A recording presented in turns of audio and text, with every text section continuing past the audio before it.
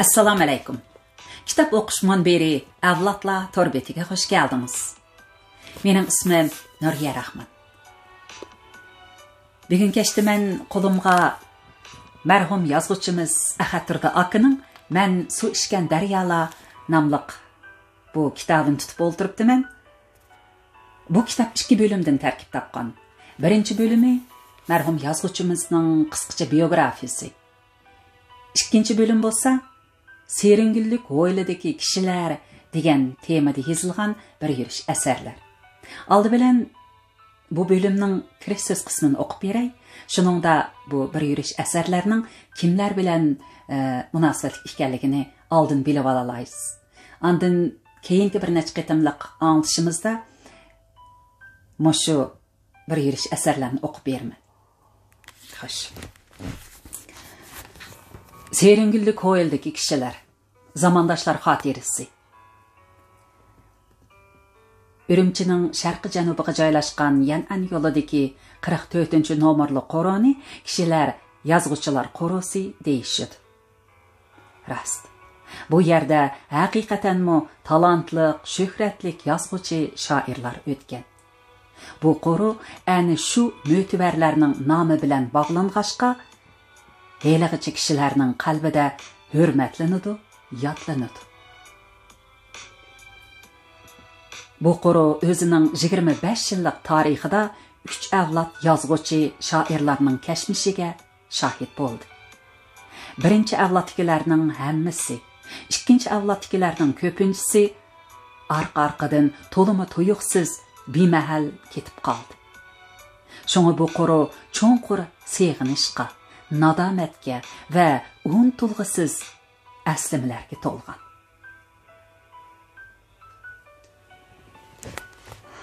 Odam ba'zida o'ylab qoladi, xiyolga patidi, o'tgan kunlariga bosgan izlarga qaraydi. Kimlar yurgan yo'llardan keldim, kimlar bosgan izlarni bosdim. Hammasini ko'rsa. Qandoq yashadim? Kimlar bilan bir dasturxonda rizqimni talashding? Kimlardan mehribonlik ko'rdim? Yana kimlardan pand yedim? Ko'z oldingdan birma-bir o'tdi.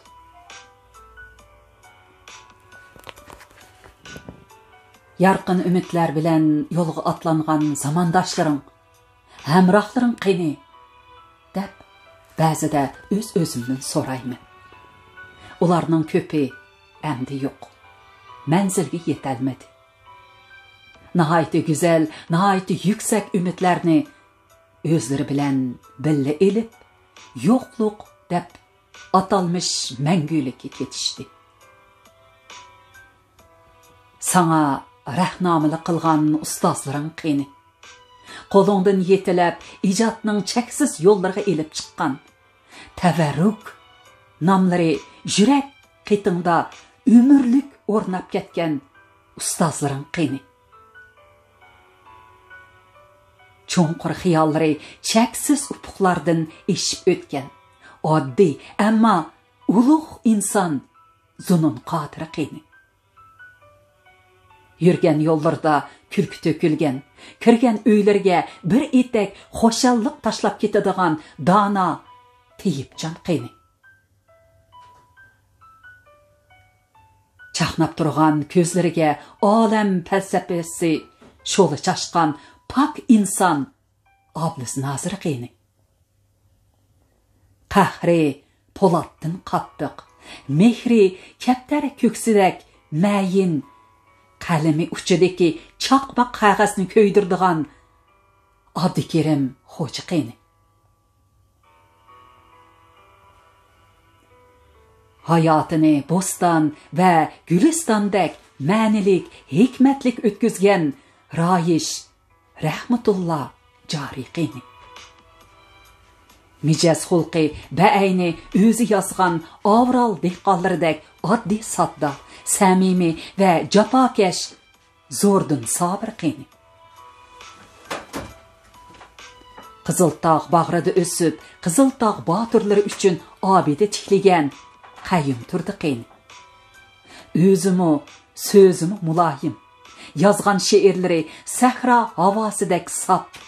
Xalq kızı Tursunay Hüseyin Qi. Bu təvərrük zatlar yurtqa berdiğanını berib, əldin qarzlarını üzüb, şagirdləri qalbiga nurluq aşiyan qurub, əbədiyyət uyqusuga baş qoyuşdu. Ani shularni əsliginimdə, yürükimdə əcəb bir yarqın xatirlər uyg'onadi. Tiriklikning gah nurluq, gah nursiz yo'llarida bizga hamroh bo'lgan bu zamondosh, kasbdoshlar hamisha xotiramdan o'tadi.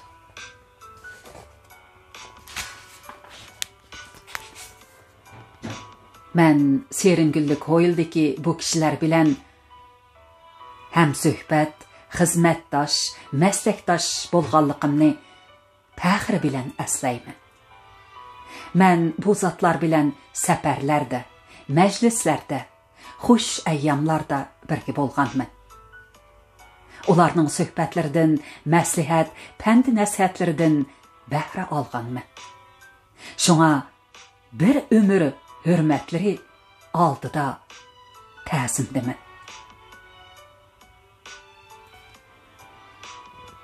Men emas, Hoyildagi bir necha tüp Seringilmi ularni seg'inib, har bahorda chiroyliq ichilib, gupildab puroq chachadi. Uning beg'ubar hidlari ularni izlab, Hoyilimizda bir necha kun oyilinib, yana ol qayoqlarga bosh elib ketadi. Vaqt kelib, menmi ketaman. Ammo astiliklar, xotirlar men bilan ketmisin. Oxirda shuni eskartib qo'yg'im kelyapti. Men zamondoshlarim to'g'risidagi bu aslima xotirni yozganda ajdodlarimizning bizga izchil eskartib kelyapgan dunyodan o'tgan kishilarning yaxshi fazilatlarini aslab, yomonliklari haqida ig'iz ochmanglar degan nasihatiga amal qildim.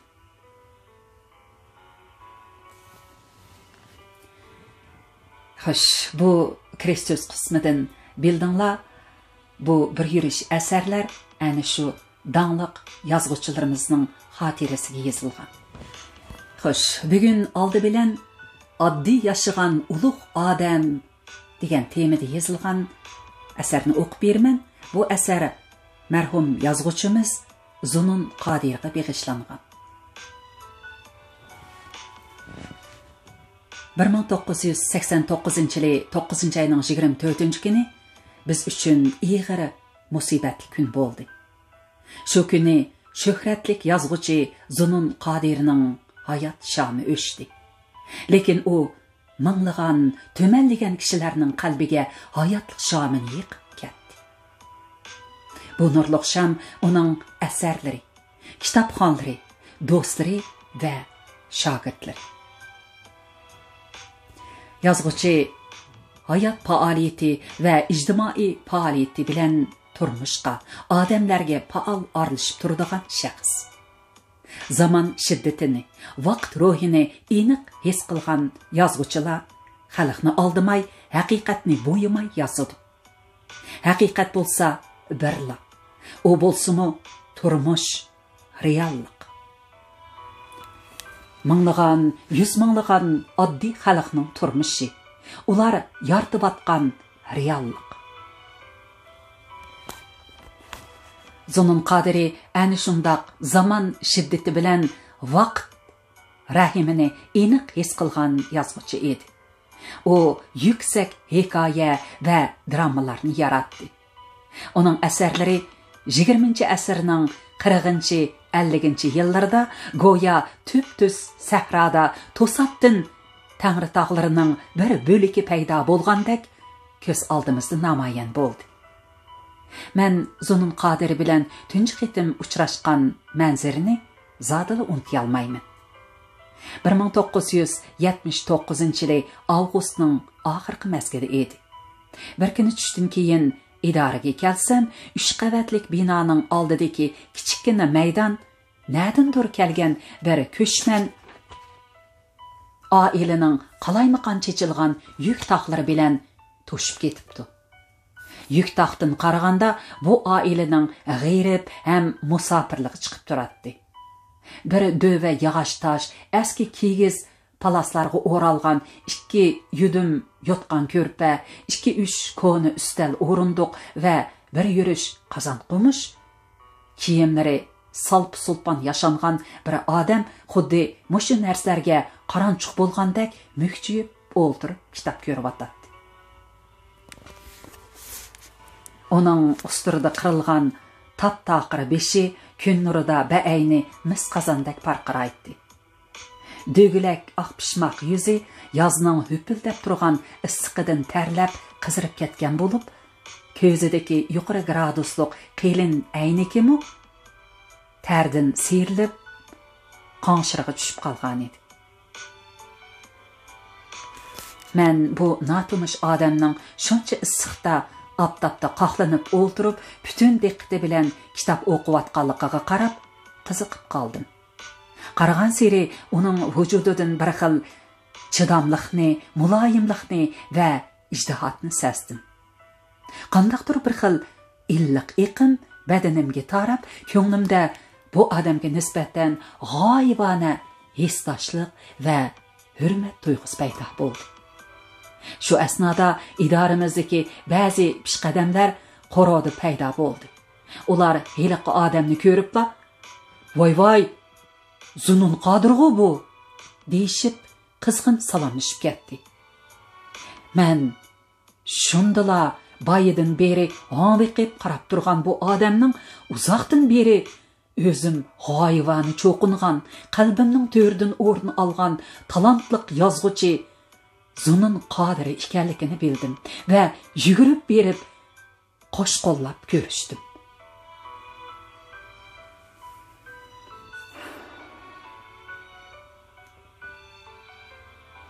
Bu chaq Zunun Qodirning siyosiy huquqiy amaliyleşib, Aqsu Tarimdagi 18 yillik sürgünlük hayotini oxirlashtirib, idoraga qaytib kelgan vaqti edi.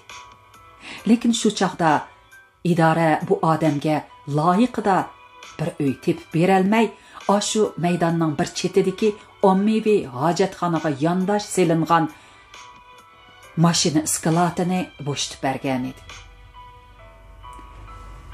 Zunun akam bola chaqa 8 jon odam qilchi zarlamay, dodlamay ana shu hojatxona yenidagi mashina iskolatini bir mazgil makon qilib yotdi. Keyin u yerning lozimi bo'lib kelib, yana sirtda makonsiz qilish xavfi tug'ildi. Dal shu chaqda men bolarim bilan yurtga boradigan bo'lib qolg'ashqa, sirtda qolgan Zunun Qodirga uyimni berib ketdim. Keyin men kelgucha idorimi uningga nihoyat tasdiqda bir uyni o'rinlashtirib beribdi. Ayni chaqda idorning bundaq qilishidagi sabab birsi o'ltiraq uyning haqiqatan muqisliqidan bo'lsa, yana birsi, yana muhimi, ba'zi huquq tutgan kishilarning kallasidan solchillikning, qotmonlikning texi tugab ketmaganligidan bo'lgan. Ularning nazarda Zunun Qodiri yanala sinipi dushman, vatan xoini edi. Lekin ba'zi kishilarning bundaq so'q, qatmal muomalasi Zunun Qodirga unchalar ig'ir ta'sir qilib ketmadi. Chunki bu ishlarni 18 yillik sürgünlük hayotidagi ni qismatlarga selishtirganda hech gap emas edi. Dahshatlik judun chapqullarni beshidan o'tkazgan odam uchun bunchalik salkin shamol bilan simsim yomg'irlar rahatlik bilinadi.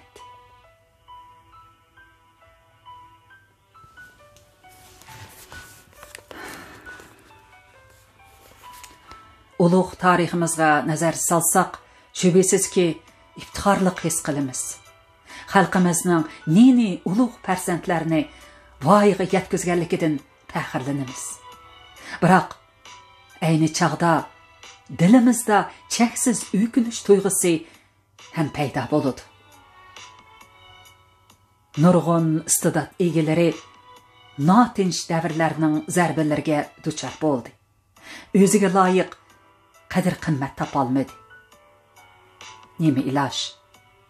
Zunun Qodirdek odamlarga nisb bo'lgan umrning toza kuch-qudratga to'lgan pallisi mamlakatimiz hayotidagi eng dahshatli, eng jaholatlik yillarga to'g'ri keldi. Shu chaqda sarflangan ijodiy qizg'inlikni, umrni endi qaytirib bo'lamdi.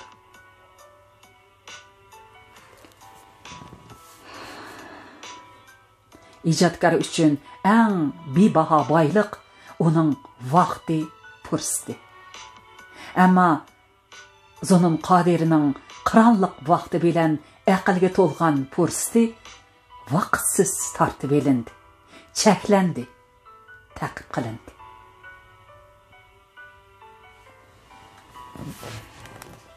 Men Zunun Qodir bilan ko'rishdan xeyli burun, ya'ni 1973-yil yozda bu odamning Oqsudan Teyipjon Eliyevga yozgan bir parcha xatini ko'rishga muyassar bo'lgan edim. Teyipjon Eliyev bu xatni menga G'uljida ko'rsatgan edi.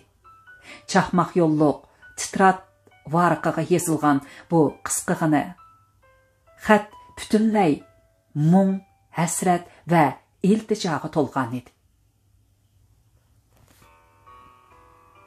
10 yilning qandoq o'tganligini bir Xudo, bir o'zim bilaman. Odam hammaga chidaydi ekan.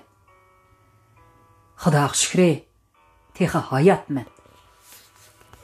Bu yerga 5 jon kelib edik, hozir 8 jon bo'lib qoldim. Anglasam, bizdeklarning siyosati amaliyleşibdi. Men o'zimni emas, bolalarimni o'ylayman. Ularda nima gunoh? Ular mangu mening so'rqimga ketamdi. Men munosabatlik boshliqlar bilan ko'rishib,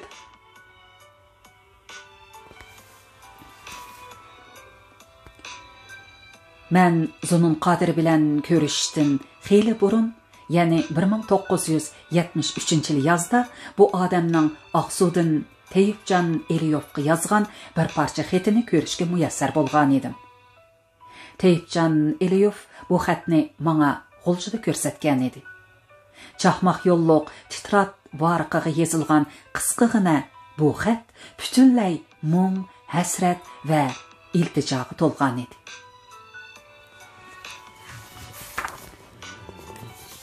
Onda yilning qandoq o'tganligini bir Xudo, bir o'zim bilaman. Odam hammaga chidaydi ekan. Xudoga shukri, teha hayotman. Bu yerga 5 jon kelib edik, hozir 8 jon bo'lib qoldim. Anglasam, bizdeklarning siyosati amaliyleşibdi. Men o'zimni emas, bolalarimni o'ylayman. Ularda nima gunoh? Ular mangu mening so'rqimga ketamdi. Sen munosabatlik boshliqlar bilan ko'rishib, men uchun bir necha eg'iz gap qilib qo'y. Men qaytib ketay. Har qanday ishning bosh oxiri haq nohiqi bor-ku. Nadimi bundoq tong otmas kechi bo'lsin. Men xatni ko'rib jimib ketdim. Ko'nglim buzilib, bu notivan odamning ichinishliq taqdiri ustida o'ylab ketgan edi. Shu chaqda Teyipjon akam mundaq dedi. Siz texi ko'rmadingiz, bilmaysiz. Zununkam intayin kichik pe'il, g'arazsiz, tamasiz, halol yashagan odam. U hatto amalnimi qabul qilmagan. İdarening muavin boshlig'i bo'lgan bo'lsa-mu, ishxonasi yil bo'yi to'pi besib turadi. O'zi tovandan kelgili unimaydi. Hamisha bizga men kasbning materiali, amalning materiali emas deydi. Teyipjon akam aytgan ashu so'zlarni Mən Zunun Qadiri bilan rasmiy tanışqandan keyin texmi cho'nqur tushandim. U haqiqatanmi hasham daramsiz jimjit yashaydi. Ortiqcha dabdaba, dog'dug'ularni yaxshi ko'rmaydi. Elning xo'shalligini o'z xo'shalligi, elning xizmatini o'z xizmati deb biladi. U bizga oz bo'lsa-mu, lekin nihoyatda soz, ma'naviy boylik qoldirib ketgan haqiqiy so'z san'atkori edi. Uning chiroyli hikoya dramalarida qad ko'tarib turgan tirik semalar, jonliq taqdirlar, u ilgari surgan go'zal g'oyalar haligacha kitobxonning esida saqlanmoqda.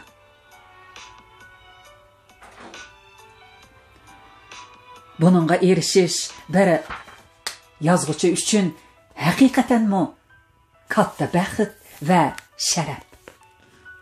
Lekin u bundaq baxt va sharafga 70 yillik hayoti, 50 yillik ijodiy faoliyati orqali erishgan.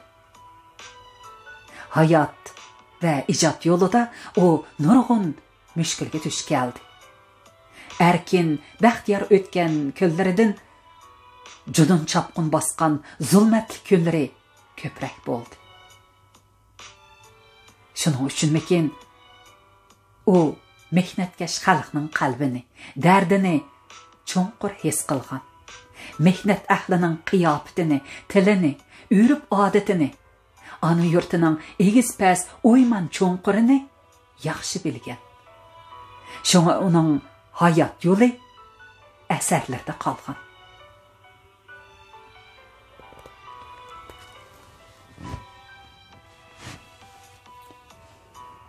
U 1963-yilining oxiri Aqsu Tarimga surgun qilindi.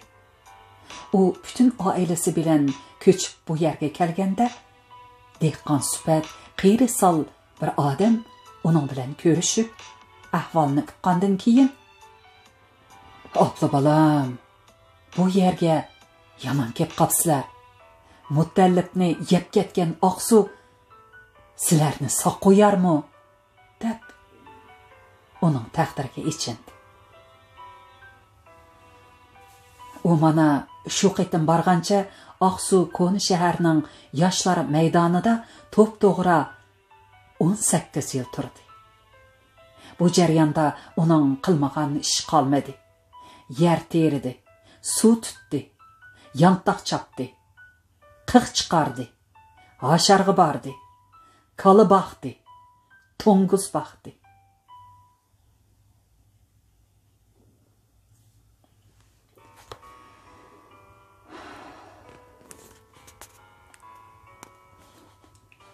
Madaniyat zo'r inqilobi boshlanganda uning holi texmi battar bo'ldi. Uningga bergan uy islashgan, ümichik to'rlari sangalagan, cho'si bo'rgilar chepib yurgan qorong'u qo'tan edi. Maydonga xizmat guruhi bo'lib tushgan harbiylar uni 5 xil unsurlar qatorida yig'ib olib, rejim bilan qattiq emgakka soldi. Tamoqning nacharligidan, ishning ig'irligidan u ojizlab, to'rt putliq bo'lib qoldi. Shunda qolatdimi, ular bir kuni uning rafiqasi Zilayxon Hadini chaqirib, "Zununni shu jungjuyi qilib yasaysan, bozorda sazoyi qilasan", dedi.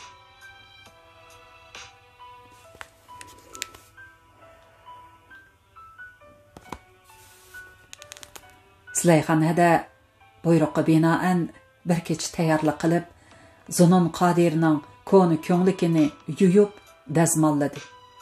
Nalarda qolgan koni kostyum burulkisini tepib tozaladi. Ondan galostik topolmay o'zining beg'irang popaykisining poyzasini galostik qilib chagidi. Eski shibletini chegirdak bilan moyladi. Atsatiganda bu kiyimlarni kiygan Zunun Qodiri xeli chiroyli, pokiz bo'lib qoldi. Lekin buni ko'rgan bir boshliq Zilayxon Hadiga vorqirdi. Voy xotin, shu jungjuyi degan mushundoq bo'lamda? Shundoq bo'lmay, qandoq bo'ladi? Dedi Zilayxon hadimi bo'sh kelmay. Sen ko'rganmiding? Mana men ko'rgan. Shu jungjuyi degan mana mushundoq bo'ladi. Shuning bilan Zunun Qodirni qizil gungshesining bozoriga opirib, shu jungjuyi Zunundan hisob olayli deb sazoy qildi. Lekin nodon xalqning ba'zisi uningga qarab, qaranglar, shu jungjuyi degan ajab so'latik bo'ladi ekan, ha? desa, yana ba'zilar tova, shu jungjuyi degan ajab chiroyli, pokiz bo'ladi ekan, ha? deb qiziqib Zunun Qodirning orqasiga agishib oldi. Bu ish yana Zunun Qodirning beshiga balo bo'ldi. Xizmat guruhisidagilar bu chiroyli bo'lib ketsa bo'lmaydi ekan. Xalqlar kurash qilmay orqasiga kirib oladi ekan deb qarab, uni satlashtirish qaroriga keldi va Zunun Qodirni beshidan bo'ynigacha yeshil sirda sirlab, bozor atrat sasoy qildi.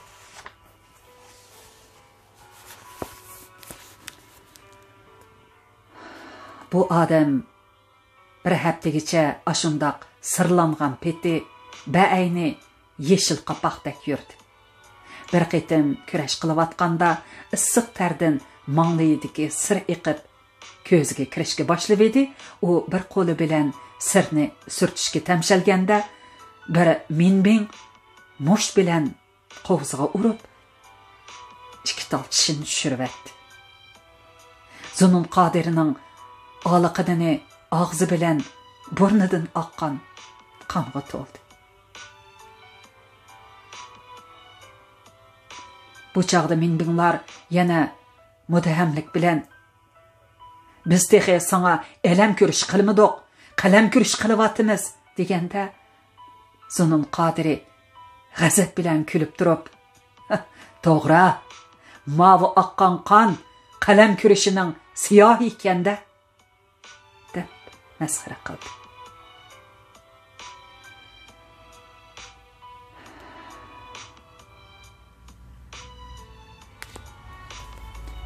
Keyin ashu yeshil sirning kasofatidan yozg'uchining sir ko'zi go'hridan ayrilib kardan chiqdi.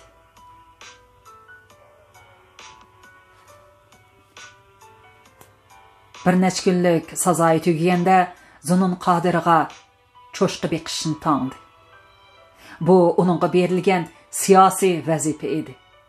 U har qancha qilibmi bu xo'rliq ishdan bosh tortolmadi. Oxir uyning supsida o'zlari tiqilishib yetib pastda cho'shqi boqdi. Ularga bergan 11 cho'shqining har birisi 6 dan 8 gacha kuchukladi. Shu kunlarda Zunun Qodiri Allohga: "Hey Xudo, o'zing ko'rib turibsan. Buni beqishmi irodansiz bo'lmagandu. Gunohimni kechir" deb nola qildi. O chaqlarda Zunun Qodiri tugul uning begunoh bolalarimi oylab go'sht ko'rmaydi. Bir qitim u butun oilasidagilar bilan Gungsha bozorga kirib, go'sht yemay didiqib ketgan bolalarga bir nechadan manti ilib berish uchun bir mantibasning do'koniga uzun o'chratdi turdi. Navbat uningga kelganda amdila qasqandan chiqqan qiziq mantini oladigan hech narsa yo'q edi. Oshxonadagi hijr tovoqlarmi tugagan edi. Zunun Qodiri aran kelgan o'chratni ketkizib qo'yishga ko'z qiymay, beshidagi ko'ni shakkisini elibla 10 necha mantini shuningga soldi va shu yerdala bolalarga qo'yib berdi. ijirqab ketgan balalar issiq mantini püv-püvlab bas-bas bilan yeyishga boshladi.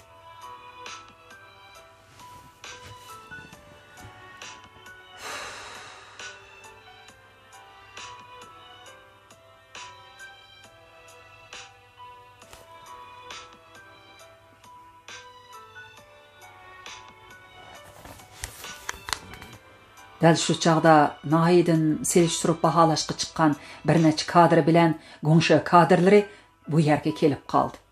Ular shapkaga elingan mantini va bolalarning talishib yavatganligini ko'rib, qapoqlarini turishdi. Nahidin chiqqan bir mas'ul kadr so'zini amir ma'rufga keltirib, yenidagi Go'ngsha kadrlarga jekiladi. Zunun degan unsur bu harakati bilan bizning yaxshi vaziyatni qorlamoqchi. Boshqa davlatlar boy, biz gadoy deb norozilik bildirmoqchi. Uning g'arizi nima degan yomon? Uni qattiq nazorat qilib, aksini qilabi hayvisini sundiringlar. Shuning bilan turmushda yuz berib turadigan bu odatdagi ish yo'g'on siyosiy voqeaga aylanib, Zunun Qodiri 3 kun kurash qilindi. Albatta, kurashning dastlabki kuni u aynan ahvolni aytib, o'zida hech qanday yomon g'arazning yo'qligini, faqat shapkisini qochi o'rnida ishlatganligini. Agar ashunda qilmasa, shu kuni manta ololmaydiganligini tushundirdi. Lekin bema'ni siyosatlar tufaylidan kallasi qo'danshib ketgan, qip-qizil saranglarga aylanib ketgan bu bir to'p kishilar uning haqiqiy yurak so'ziga ishonmadi, qoyil bo'lmadi. Natijada til haqorat o'rnini tayoq to'qmoq egalladi.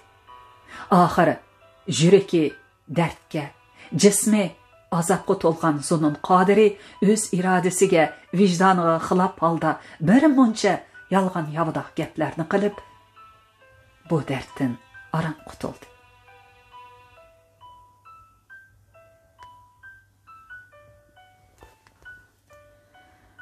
Uyg'ur realistik prozasining eng dastlabki yo'l boshlovchilaridan biri bo'lgan Zunun Qodirining hayot yo'li ana shundoq tüp-tüz bo'lmadi. Nurg'un agir to'qayliqlarni, xiyim xatarlarni, judun chapqullarni beshidan o'tkazdi. Uning umr yo'li shon shuhrat gulzorligidan aralab emas, balki xatarlik qiyo toshlar ustidan, cho'nqur hanglar yaqisidan, zaharlik yilon chayonlar uvisidan o'tdi.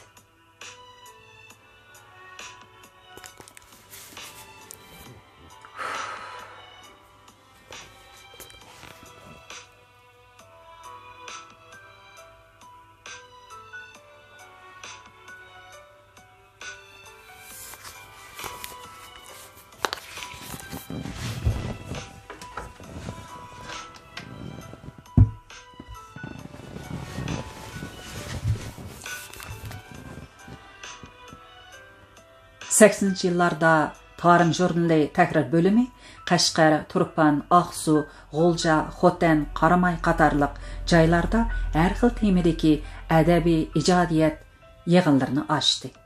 Bu faoliyat yolg'iz adabiy hayotni jonlantirib qolmay, balki yana avtorlarni o'zaro uchrashtirish, tajriba almashtirish, yurt ko'rsatish qatorliq aktiv rollarni o'ynadi.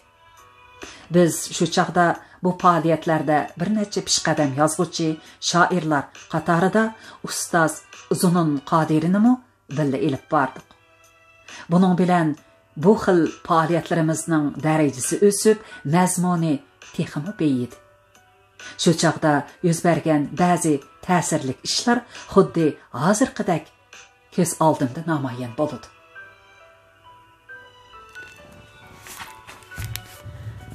1985-yili 8-oyda Xotanda Abdunum rayon bo'yicha hikoya ijodiyat yig'ini ochildi.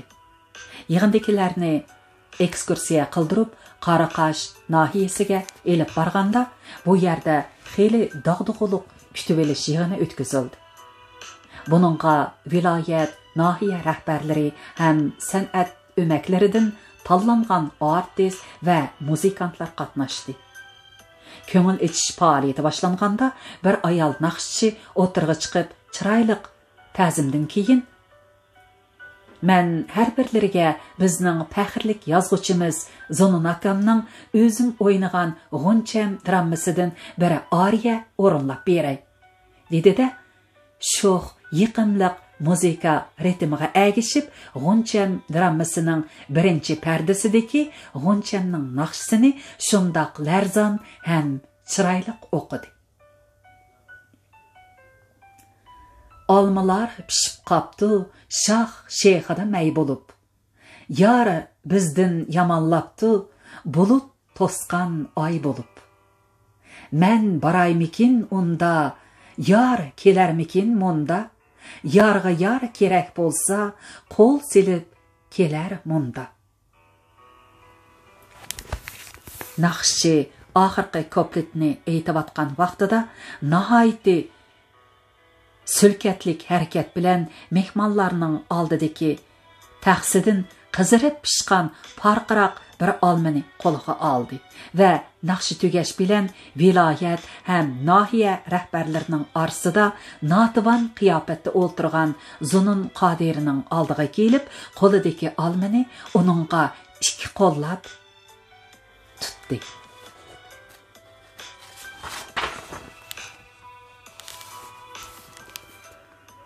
Bu görünüş və bu dəqiqə kütüb eliş yığınının kayfiyatını bir pəllə yuqarı kötürdü. Naxçıning Zunun Qadirga bildirgan bunda qizg'in, samimiy iltifoti uzoq yil hurmat, g'amxo'rlik va mehr, muhabbat deganlardan mahrum bo'lgan yozuvchining dardga ochiqqa to'lgan yuragini shurrida eritib, xuni ojizlagan ko'zlariga issiq yosh keltirdi. Shuncha boshliqlar, yerlik haqallar turgan yerda bir oddiy yozuvchiga bildirgan bundaq tabiiy ham samimiy hurmatga bizmi qiqas cho'qonlar bilan tantana qildik.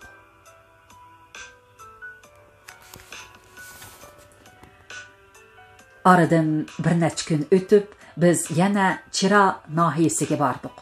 Shu kuni kashda nahiya rahbarligi yig'in ahlini kutib olish uchun yana kashki ko'ngil ichish so'rini tashkilladi. Bu so'ringa nahiya rahbarlaridan boshqa nurg'un ma'rifchilar qatnashdi. Men qoida bo'yicha yig'indagi bir necha pishqadamlarni tonishtirib, Zonut akabni tilga olgan vaqtimda butun zalda uzoqcha javob berilmadi. Keyin bir necha ma'arifchi bilan adabiy havaskorlar Zonun akamning atrofiga o'lishib, tushma-tushdan hol ahvol so'rab ketdi. Zonun aka, sizlarni ko'rdigan kun bo'ladi ekan. Zonun Qodir desa, beshi bulutga taqashgan tog'dek basti bor odam deb o'ylab ekanmiz, lekin bizga o'xshashli oddiy, yavash odam ekanligi.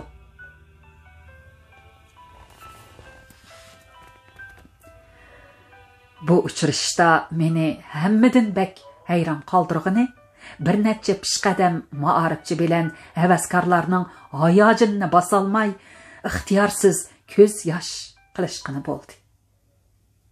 Bu manzara haqiqatan ta'sirlik, hayajonli edi. Ularning oddiy to'mtoq so'zlariga cho'nqur ma'no bilan o'tliq siyg'inish, taramlab to'kilayotgan issiq ko'z yoshlariga cheksiz mehr muhabbat bilan yuksak hurmat tuyg'usi singib ketgan edi. Men shu chaqda xalqning o'z yozuvchi shoirlarini naqadar ulug'lab yaxshi ko'rdiganligini, bundaq zo'r shon-sharafga erishish yozuvchi shoir uchun bu naqadar xo'shallik bo'ladiganligini tunji qitim cho'nqir his qildi. Demisimi Zonun Qodirni ulug'lab, uning uchun ko'z yosh qilayotgan ashu odamlar bilan Zonun Qodiri o'tirsida hech qanday qondoshlik, yurtdoshlik yoki akopdaşlıq, savaqdaşlıqqa oxşaş yaqinchilik munosabati yo'q. Ular faqat Zunun Qodirning hikoyalarini o'qigan, dramalarni ko'rgan. Shuning bilan yozuvchiga g'oyibona hurmat, muhabbat tug'ilgan. Uni o'z ruhining ma'naviy turiki hisoblab cho'qingan. Men shu chaqda bu ustozlarning uzoq, mushaqqatlik ijodiy yo'liga havas bilan qarab, ular kundan kunga yuksalayotgan, hayot beg'ini rang-morang gullar bilan bezab kelayotgan ulug' adabiyot sepimizning to'rida bor va hamisha bor bo'ladi deb o'yladi.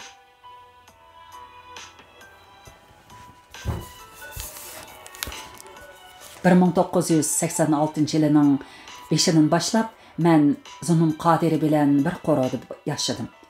Bu chaqda bizning uchrashish, sirdish fursatimiz texmi ko'p bo'ldi. Bir kuni men uning bilan Xinjiang adabiyot san'ati hozirgi Tarim jurnalining 1961-yillik 10-sonida e'lon qilingan Qizilgul nomli hikoyasi ustida paranjib qoldim. Chunki bu hikoya e'lon qilingandan keyin Xinjiang universiteti adabiyot fakultetidagi havaskorlar orasida xeyli kuchli g'ulg'ula qo'zg'agan edi. Ko'pchilik o'quvchilar Zunun Qodirning bu hikoyasiga qoyil bo'lmay, tanqidiy qarashda bo'lgan edi. Keyin mening savaqdosh do'stim Ablimit Ismoil Puroqsiz Qizilgul nomli bir parcha maqola yozib, hikoyani tanqid qilgan edi. Biz bir nechimiz bu maqolani qayta ko'rib, avtorga Xinjiang adabiyot san'ati jurnaliga berishni aytdik. Ablimit Ismoil maqolani o'z qo'li bilan tahrir bo'limiga olib berdi. Uzoq o'tmay uning maqolasi bir tahrirning "Maqolangiz yaxshi ekan, lekin Zunun Qodirning yuzi inobatini o'ylab, yana o'zingizga qaytirdik. Vaqt bo'lg'aysiz" degan xati bilan qaytarilgan edi. Men shu kuni Zunun akamga bu maqolaning taqdiri ustida shunchalik so'zlab berdim. U anglab bo'lib, "Sen savaqdashingning maqolasini o'qib ekansan. Nimalar yozilgan edi?" deb so'radi. Esimda qilishcha dedim, amal bor aynan so'zlashga tirishib. Asosan ikki masala qo'yilgan. Birsi hikoya tusi yo'q, yana birsi badiiy obraz yaratilmagan.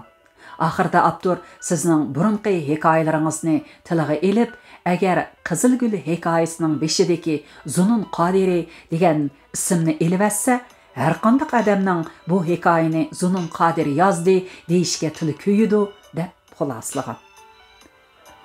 Joyida qo'yilib ekan, dedi Zunun kam tabiiy kamtarligi va samimiyligi bilan. Har qanday chaqda yaxshini yaxshi, yomonni yomon deyish kerak. Bir odamdan biror xislatlik, hikmatlik narsani ko'rmay turib, qarisig'ila uni maqtash samimiyatsizlik, xoshamat qo'yliq bo'ladi. Sening u do'sting Ablimit Ismoil azimat ekan, aqlliq, jur'atlik ekan. Navoda Urumchiga kelib qolsa, men bilan ko'rishtirgin, paranglashimiz. O'z vaqtida men mushundaq bir ishning shapsini anglab, tahrir bo'limidan qattiq norozi bo'lgan edim. Unda qilsa adabiyotimiz qandoq yuksaladi. Lekin tahrir bo'limidagilar nima uchun bu maqolani e'lon qilishdan qo'rqdi? Birsi mening yuzim cho'nkalgan gap. Yana birsi bu ishda ularning qo'li bor. Ular menga zakaz qilgan. Zakazchilik adabiyot emas, u moddiy buyumlarga bo'ladi. Lekin men shu bir qitim o'zim xohlamagan ishni qilgan edim. Shu kungi suhbatda men Zununkamning ochiq ko'ngil, rostchil va samimiyligidan qattiq ta'sirlandim. U o'zini bilishda va o'zining ishini baholashda nihoyat odil, kamtar va shafqatsiz edi. Bundaq ruh bugungi kundagi shuhratparastlik, soxtalik va aldamchiliklar yamrab ketgan kishilik jamiyati uchun to'liq qadrlik ham qimmatli edi. Demisimi haqiqiy ijodkor yegona shaxs, yirik inson. U ushaq-tushak təma və mənfəətlərdən üstün turuş kerak. Özü bilan so'zi o'xshash bo'lish lozim. Nima uchun bir umr qo'lidan qalam tushirmagan Alisher Navoiy gezi kelganda qo'liga qilich oladi? Nima uchun Bayron o'zi uchun mutlaq yot bir elda Yunanistonda ozodlik uchun kurashayotganlarning sepiga qo'shilib jangga kiradi? Nima uchun Chernyshevskiy nima qilish kerak degan savolni oldimizga ko'ndilan qo'ydi. Nima uchun?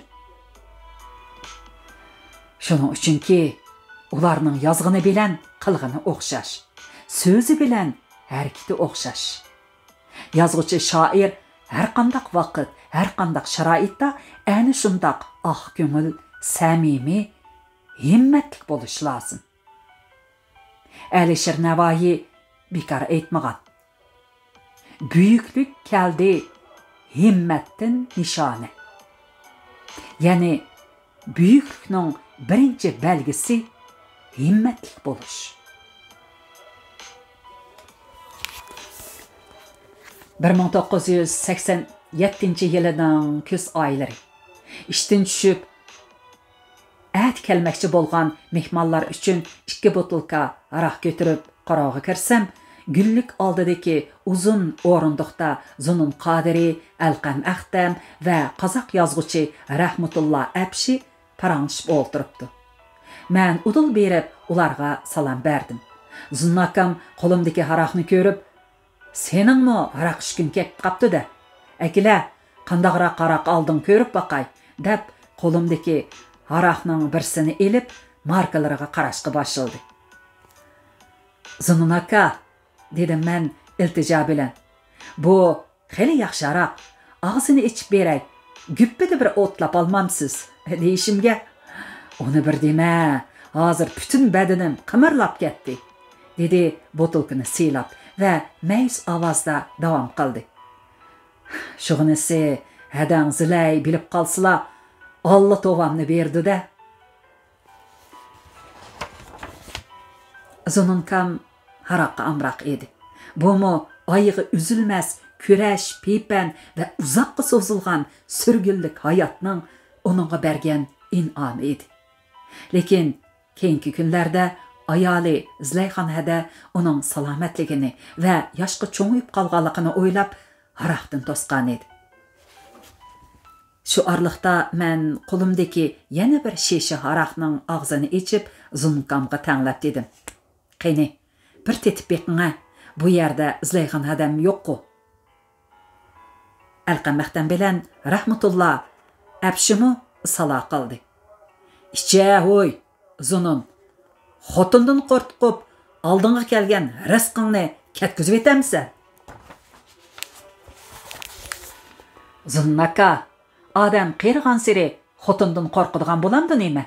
dedim men uni texmo daydayga selib. "Hey, sizlar bilmaysizlar. Og'zi besilmaydigan xotin o. Valaqshig'an. Konular bekor aytmagan. Xotin kishi degan kechisi mushukdek surkiladi, kunduzi yilondek to'lg'inadi" deb. Zunun Qadiri shu gaplarni qilib bo'lib, men tanlagan botulkani oldi va atrofga alanglab bir qarab oldi-da, beshini egiz qilib rosa bir sumirgandan keyin og'zini bir necha qitim tomshib, yaxshi aroq odamga yilik bo'ladi" degina. Shug'inisi burunqidek boqirib icholmaydigan bo'lib qoldim, dedi og'zini qo'li bilan yenik surtib etib va menga qarab ma'nlik davom qildi. "Sen bek yo'g'on so'zlaysan-ku. Sen xotiningdan qo'rqmamsan?" "Yo'q, qo'rqmayman", dedim kesibla. "Mushu gapni Mahbratning oldida deyalamsan?" "Deyalayman." To'xta. Avval yenimga kelib o'tir. Men sana latifsiman bir hikoya aytib beray. Ondan bu haqda so'zlashaylik. Zunun meni yeniga o'ltirg'izib, hikoya başladı. Bir podshoh bor ekan. U qo'l ostidagi erkaklarni qo'rqmas, botur, mag'rur deb biladi ekan. Ammo bir kuni bosh vazir uningga: "Shohim, bu shahardagi erlarni menmo sizlarga o'xshash hech narsadan qo'rqmaydigan botur deb bilatdim. Lekin ularning ko'pi xotindan qo'rqadigan chiqib qoldi. Men bunda qo'rqish kesilining hammaylarga yuqib kelishidan ansirab qoldim" debdi. Podshoh bu ahvolni uqqandan keyin bosh vazirga farmon beribdi. "Ata bütün shahardagi erlarni bir yerga yig'inglar. Men ularning qanchasining xotindan qo'rqadiganligini bir ko'rib boqay." Atsi o'rdadagi chakarchilar daqidumboq burg'a kanaylarni yangirtib bütün shaharga jakarlabdi. "Ey xonnos, anlamadim demanglar. Amuhas. Bugun tushdan keyin shahrimizdagi quramiga yetgan jimi erkaklar xalloq maydonga jam bo'lib, podshoh oliylarining muborak jamoliga bu yasar bo'ladi. Hech kimning chat qilishiga haqqi yo'q. Kelmaganlar jazoga loyiqdir." Tushdan keyin shahardagi quramiga yetgan erkaklarning hammasi xalloq maydonda taxt bo'ldi. Podshoh bilan vazirmi oltin taxtda paydo bo'ldi. Bosh vazir podshohning ishorati bilan maydondagilarga mundoq debdi: "Bugun xon oliylari bir o'yin ko'rmoqchi. Sizlar hammanglar o'yinchilar. Hozir mening buyrug'im bilan tang aranglardagi xotindan qo'rqadiganlar maydonning so'l tarafiga o'tib sapga turinglar. Xotindan qo'rqmaydiganlar o'ng tarafda sapga turinglar. Bu o'yinning birinchi pardasi bo'ladi. Qani, amsi boshlanglar." Guldirg'alab boshlanibdi. Maydondan chong to'zon ko'tarilibdi. Bir chog'da oyoq tevishlari besiqib, chong to'zonlar süzülgəndən keyin qarsa, maydonning so'l tarafi odamlarga to'lgan mıg-mıg. O'ng tarafi bo'lsa, bo'sh, quruq. Faqat birla erkak yolg'iz turg'udak. Podshoh bir tarafdan ma'yuslanib, hayron bo'ldi.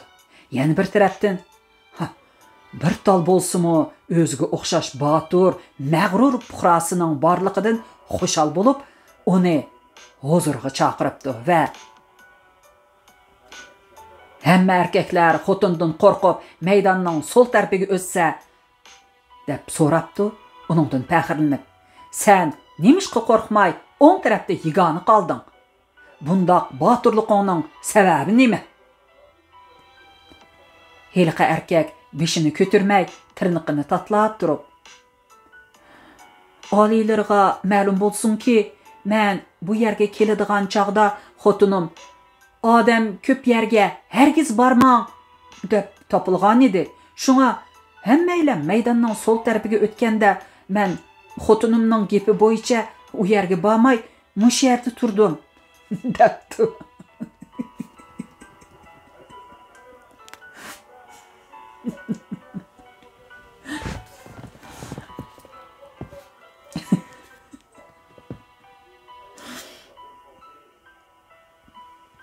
Bu gapni anglab, podshohning ko'ngli qattiq yerim bo'pti. Umidsizlanibdi. O'rniga qaytgandan keyin u danishmand vazirdan so'rabdi: "Mendek bir bahodir, mardona shohning qo'l ostidagi xalqlar nima uchun xotindan qo'rqadi?" Danishmand vazir qaytirib podshohdan so'rabdi: "Xotinlari 18 yosh vaqtida farishta edi. Sizlar farishtadan qo'rqamlar?" "Qo'rqaman" debdi podshoh. "Xotinlari 30 yosh vaqtida ona bo'ladi. Sizlar onalardan qo'rqamlar?" "Qo'rqaman." "Xotinlari 60 yosh vaqtida jin alvastiga aylanadi. Sizlar jin alvastidan qo'rqamlar?" "Qo'rqaman." Demak, Haqlarmi xotindan shuning uchun qo'rqidi oliylar debdi danishma vazir. Ajab kulgim keldi menimda.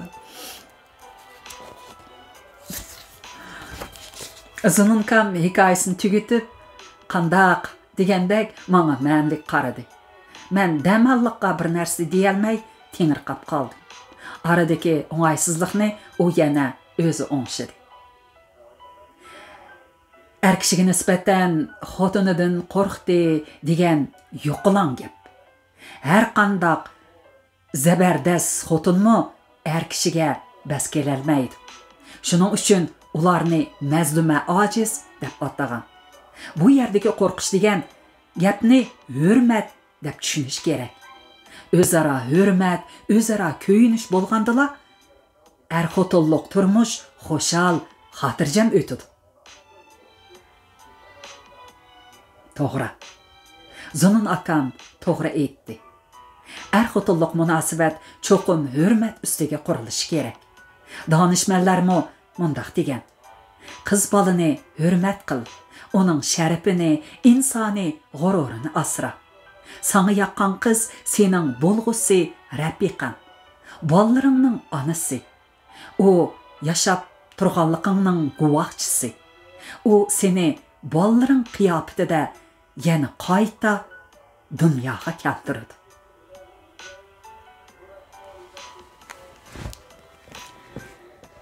Bir 1988-yili mening tunji romanim Unutilgan kishilar e'lon qilindi.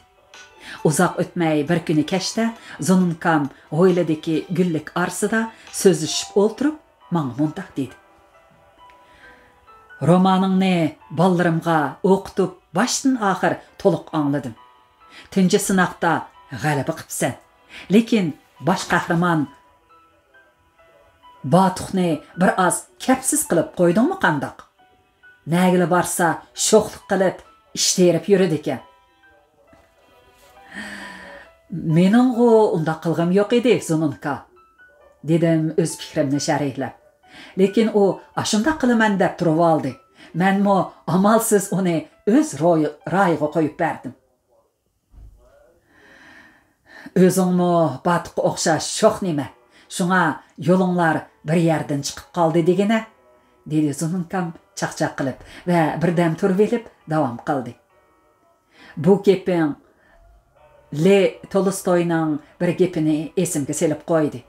U zot mundaq bir mazmunda gap qilgan.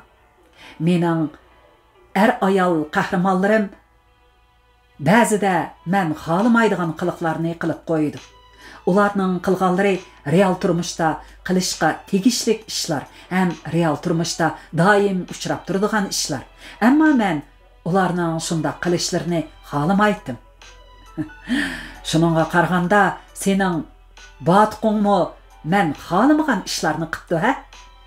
Shundaqdimi u yana kishiga xeyli suyimlik to'yiladi ekan. Bu sening obraz yoritishdagi bir muvaffaqiyating bo'pti. Bu so'zlar kuyimchan bir ustozning o'z shogirdiga berib atgan adil bahosi va uning kichikkina natijasini ko'rib xo'shallanishi, ilhomi va rag'bati edi. Uning adabiyotga va o'zidan keyingi varislarga bildirgan madadkorligi ham orzu istagi keyingi bir qitimliq so'zida texmi cho'nqur va ro'shan ifodalandi.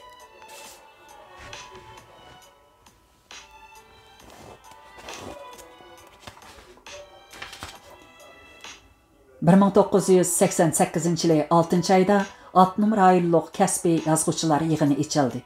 Bu yig'inda Abnum rayonluq partkom tashviqot bo'limining 4 millatdan 15 kishini kasbiy yozuvchi qilib tasdiqlaganligi to'g'risidagi uqtirishi yetkazildi. Buning ichida men bor edim. Shu chaqda Zunun Qadiri meni yeniga o'ltirg'izib, "Nihoyat yaxshi bo'pti. Endi sizlarning texmo ko'p, texmo yaxshi yozishinglarga fursat tug'ildi. Vaqt, erkinlik o'zinglarning qo'lida. Endi sen hech qanday ta'sirga berilmay bosh cho'kirib ijod qil. milliy adabiyotni ko'tirib turadigan yirik asar bo'lmasa bo'lmaydi. Menmo o'z vaqtida bir roman yozgan edim. Lekin 1963-yili meni pipan qilgan vaqtda romanning qo'l yozmalarini tortib olib, yo'qotib etdi. Ondan keyin har xil peshkanliklar bilan qayta yozishga muvaffaq bo'la olmadim. Endi bu ish sizlarning zimmanglarda qoldi. Yozinglar, yaxshi yozinglar. Yazsanglar bir ish bo'ladi.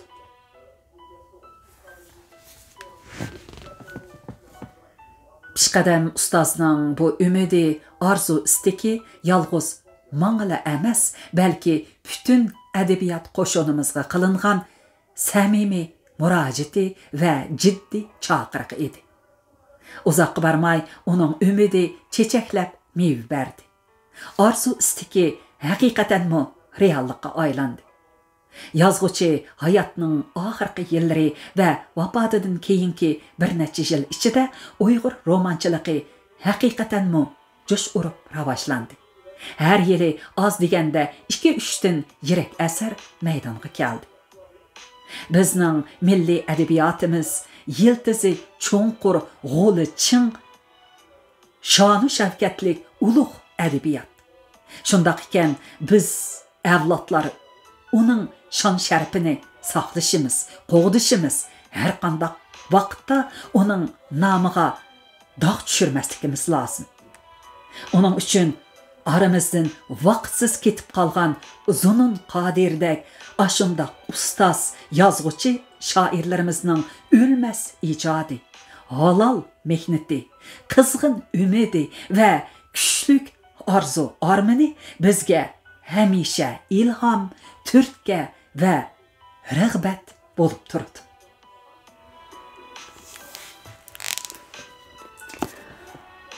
Ma'qul amsa bu bir yurish asarning birinchi bo'limi, ya'ni marhum yozuvchimiz Zunun Qodiri haqidagi bu bo'limni o'qib tugatdik.